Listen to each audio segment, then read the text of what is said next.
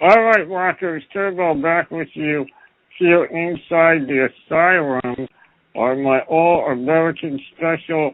And who better to join me by phone right now than one of America's best Southern rock or Southern metal, depending on how you want to refer to him. None the best, they kick ass. And joining me right now, Big Dad Ritch of Texas Hippie Coalition. How are you, brother? Damn good, baby. Damn good. Good to hear. Good to hear. I want to thank you for joining me again here inside the Asylum. We spoke a few years back, and you guys got a lot going on this year. You're part of the Rock Carnival coming up here in the New York, New Jersey area at the end of September. And you've got a new album out, The Dark Side of Black. First off, congrats on all the success so far with that album. Oh, thank you so much, man. It's truly a blessing. You know, we feel good about it. It's being received very well. So, you know, streaming like crazy.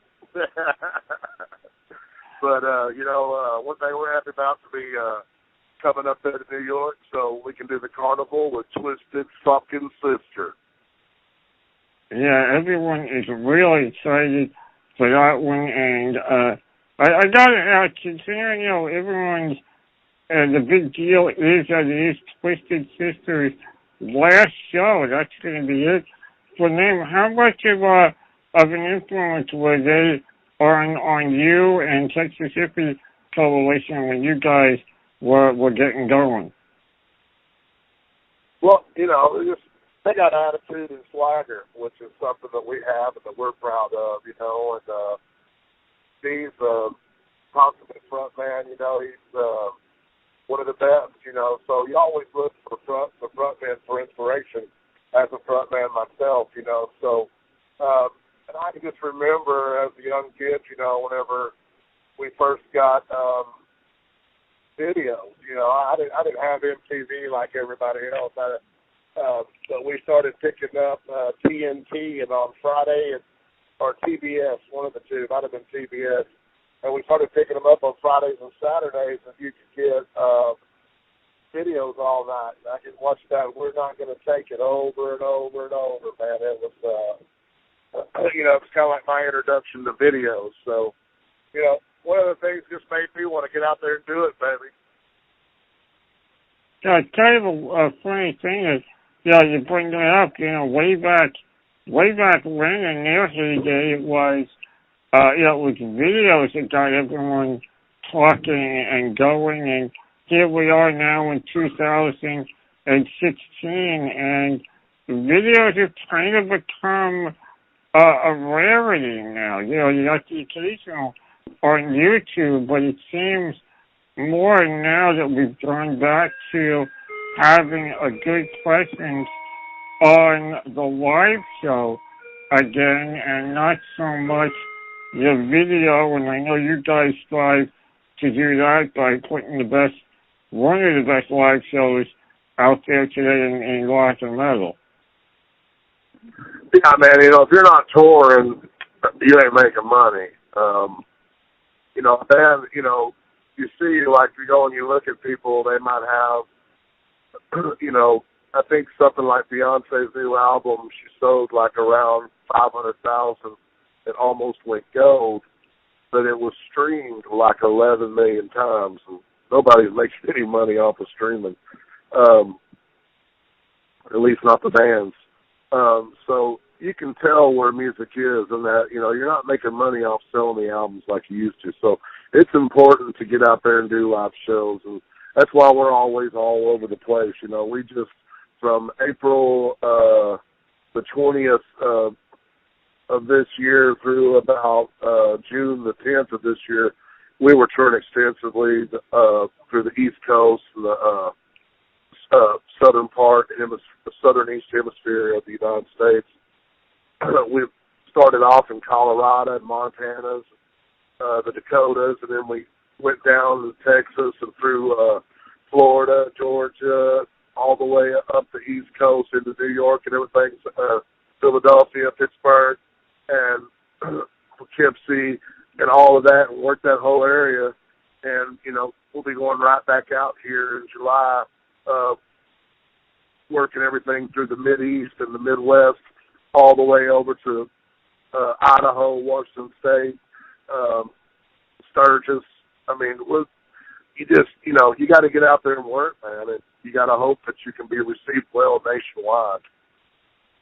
Yeah, absolutely. I mean, I've been screaming for years, and people get tired of hearing me say it here on the Asylum, but I say it over and over again. If you like something that you hear at a live show or on a radio show like this one, to go out there and buy it and not stream it, because buying it, not only are you doing the right thing, but putting the money where it belongs, but you're also making a commitment to have the music with you everywhere you go, whatever you do in your life. I mean, you and I both know technology is not perfect, and, you know, tomorrow all the streaming services could disappear, and then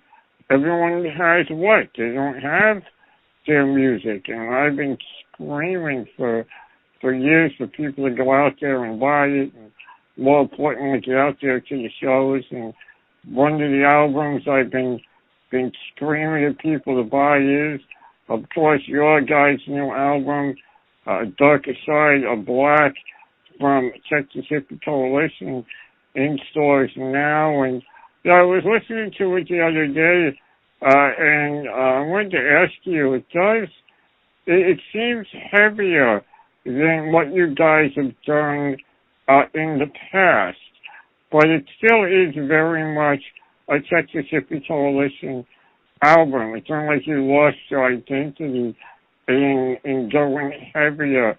When you guys went into the studio to work on that, was that something you definitively wanted to do on this album, or was it just a kind of a happy accident that it's a little bit heavier?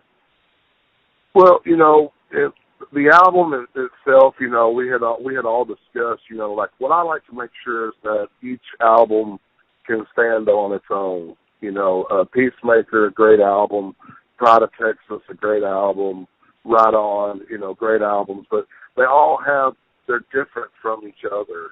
And, you know, of course, I like to have diversity throughout my career, but I also like to have diversity on the album. So just want to make sure that on this album there was more diversity, and that wherever our center was, we've always kind of done it. Like when you go back to albums, you hear songs like Groupie Girl, or you hear songs like Think of Me and stuff like that. It kind of, you know, you can tell that this is a band that's not afraid to go as far right from center or as far left from center as they want. A lot of bands out there, they have a center and they stay close to it. Their albums sounds a lot alike. Their albums start to sound a lot alike. We just like to stay as far from center as possible, you know, whatever we can, and have some diversity.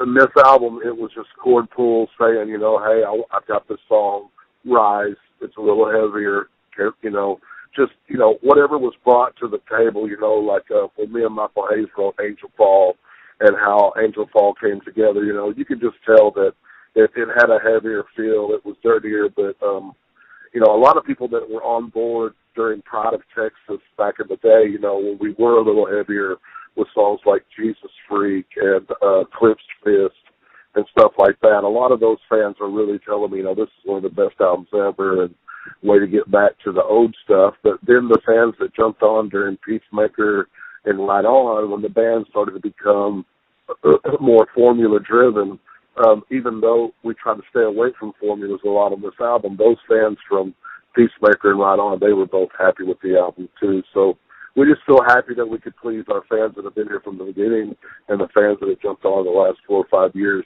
And we just hope that we can keep delivering every album that is something different and fresher, but still Texas Hippie Coalition. The industry now is different what it was. The cycles have changed, and you're out on the road more, so there's a likelihood of the fan base getting tired of an older album, and there's too much hype on a newer album, and sometimes people get let down if it's too much like the last album, or it's too different from the last album.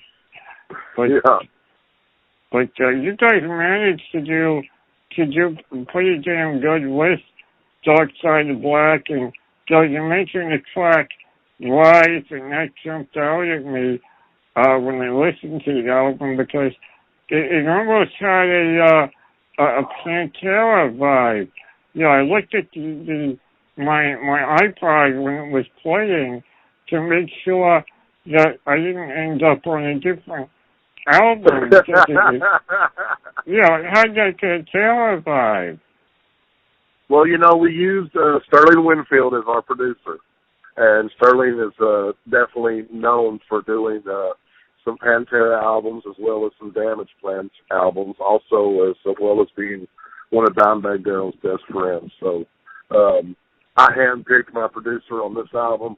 I'd always been given, hey, here's 3 producers, pick from these 3, or hey, this producer's really wanting to work with you, what do you think? Stuff like that. But this time I decided to go my own route, pick my own producer, and I picked Sterling Winfield. I kind of wanted to, I'd gone to Detroit, I'd gone to Nashville, I'd gone to L.A. I just kind of wanted to stay in Texas for this album, and when I found out that Sterling was really wanting to work with us, I just reached out to him personally and then just let my label know that this is what I wanted to do, and they backed me 100%.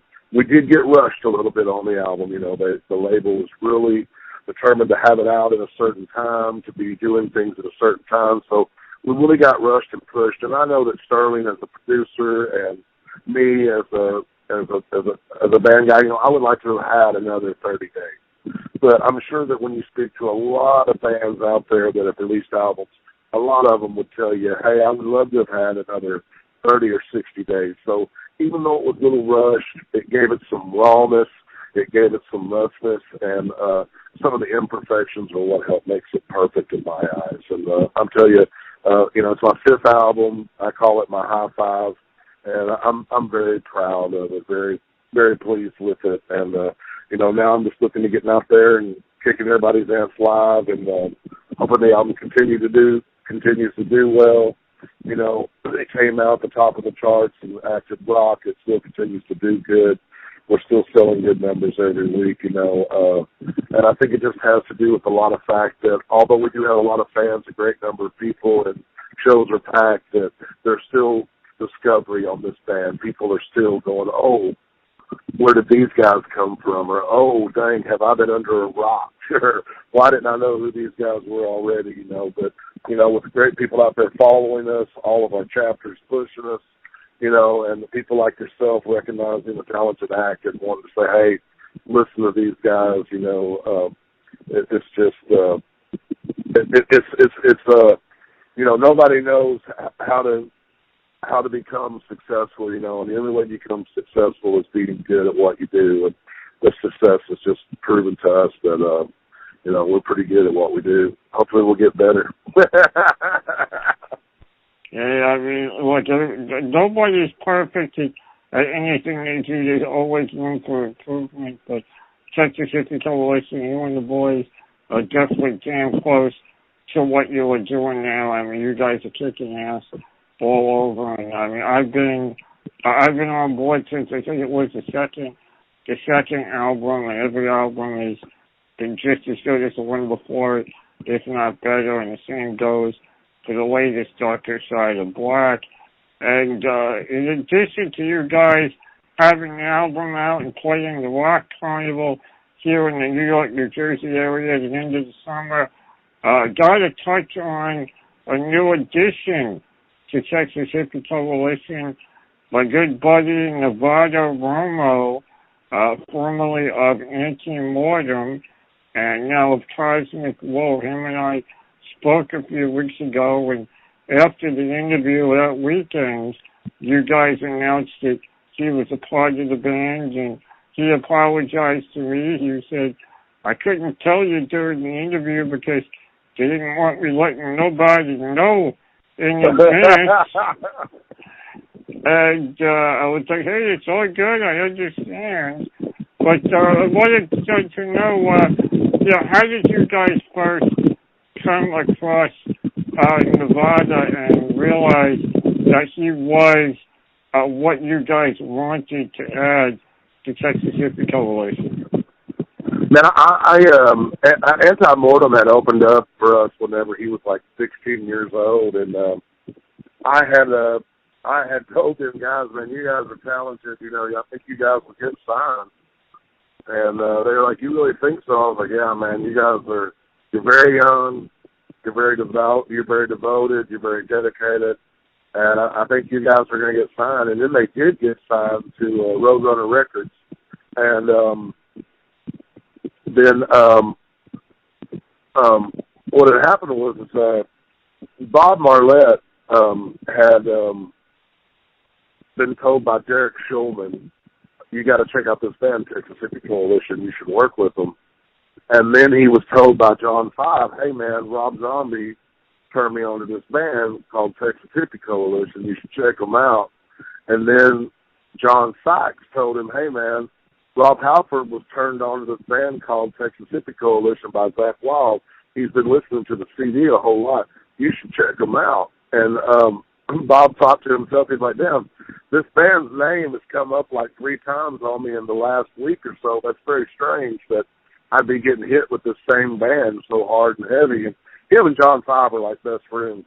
And then Bob said that he had a band from Roadrunner sitting in, and this band from Roadrunner was Anti-Mortem, and he turned around and said, listen, there's no recordings of you guys. You don't have any recordings of what you sound like. You've never written you've never written more than the few songs that you have written right now. So tell me of any band out there in the world that you want to sound like, who is that band? And Nevada told him Texas Hippie Coalition. And this is like 5-6 years ago, And wow. Then and then Bob, that's why Bob worked with me, is because he heard that name that day, and this was Bob's story. Bob said he got up, went inside, and told his wife, pull this band up on your computer, and she pulled up Texas Hippie Coalition. He said, right when I seen you, I thought, wow, this is a crazy good looking band right here, man. And he said, then I heard the music, and I thought to myself, yeah, I'm going to work with these guys. I'm going to work with this band here. So that was there's a lot of connections. And then we ended up taking Anti-Mortem when their first album came out with Roadrunner. They came out on tour with us and opened up for us for 15, 20 shows, maybe more. And I really got to know those guys. I like all of them. I like the whole band. It's Nevada's brother, the lead singer, Rado. He's a great guy. I thought that everybody in that band was a good dude. And it just came out that I knew Nevada wasn't working. I had mentioned to him about a year ago, would you be interested in this? Before I approached my band and said anything about it, I approached my band and asked them what they thought about adding a 5th member. At that time, they said, let's think about it. Let's put this off and think about it. And then we put this album out, and we done some stuff, and then I approached the band again and said, hey, what would you guys think about adding a 5th member? And they were all like, yeah, man, we feel like with our live show, we need to fill it up. We need to be able to portray a lot of the stuff that's happening in the music to the crowd. So another guitar player would be great. And I called up Nevada immediately, and here we are. That's just a great story, and it also shows how tight the music industry is. Everyone thinks that no one talks about each other or no one listens to anyone else. It's always a game of, well, I'm better than this one.